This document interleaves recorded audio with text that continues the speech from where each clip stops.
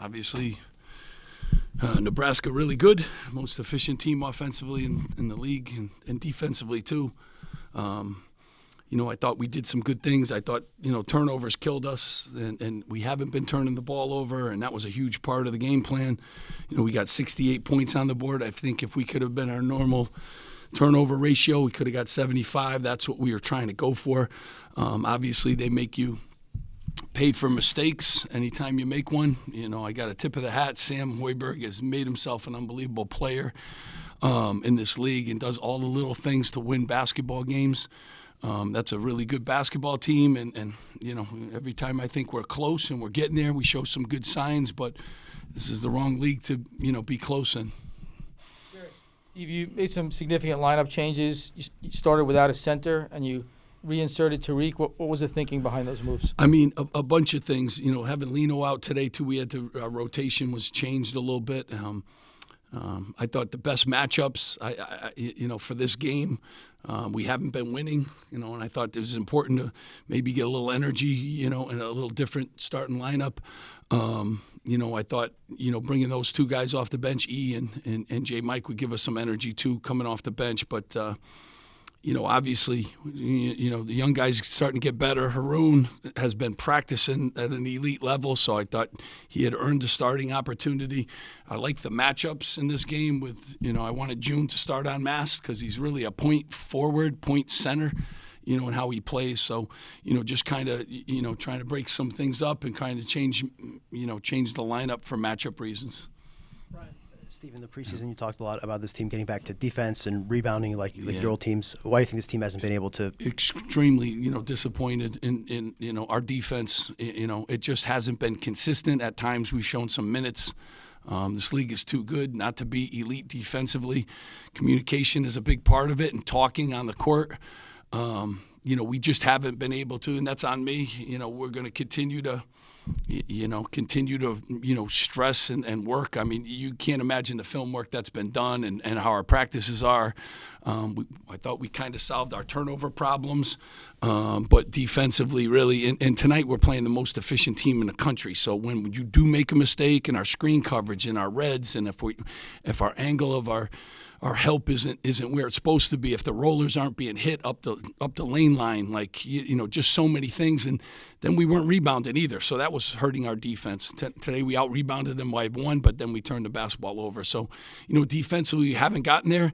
I don't have a lot of experience with, KP's learning college defense for the first time. June's first time with us, and thankful that he can guard multiple positions, but it just hasn't come together the way that it needs to, and we've spent a lot of time on it, and we've shown signs again, but this isn't a league to show signs, and this is the best league in the country, and I know people always it is absolutely this year the best league in the country, and it's not the time to be learning defense. Steve, only 8 of your 56 shots were at the rim tonight. You have 22 from three, and that means that 46% of your shots are from someone else on the court. I'm just curious if you think that's a sustainable strategy for winning college basketball games. Just taking more threes, is that, a sustainable way to win games is to really do a great job on the defensive end of the floor and take care of the ball. And those are two huge issues for our offense, not taking care of the ball and not defending. And our defense hurts our offense. Like when our offense is kind of rolling, these guys play better defense, So, today, obviously taking more threes, they kind of force you into some of that. They're a trap team on any drives to the basket, so it's just a little bit of a unique team with 2 days to prepare.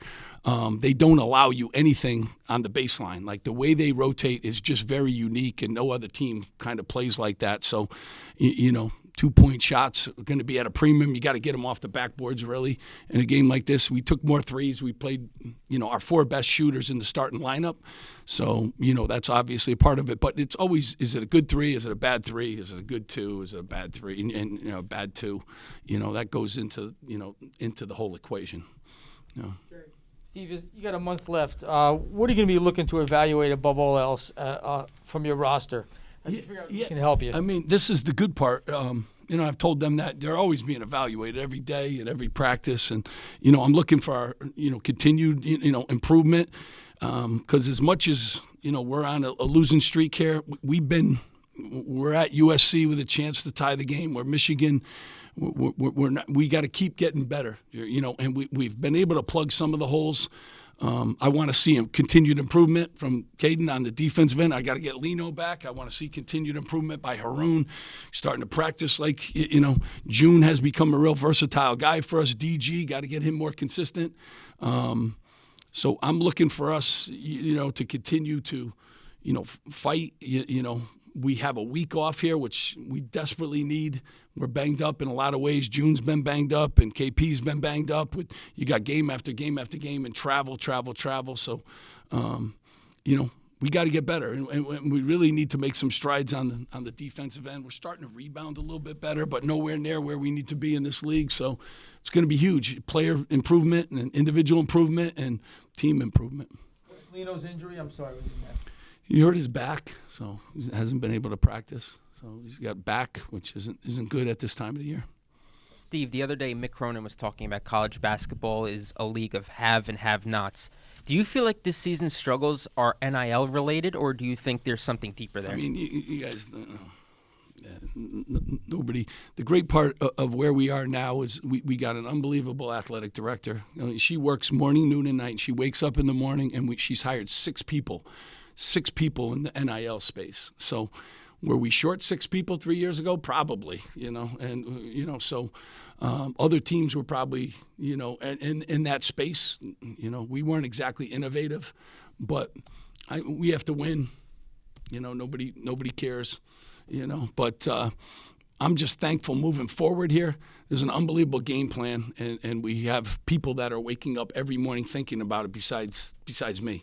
So, thankful for that. But this is a league of have. Like a lot of teams have innovative resources, and we got to be one of those too.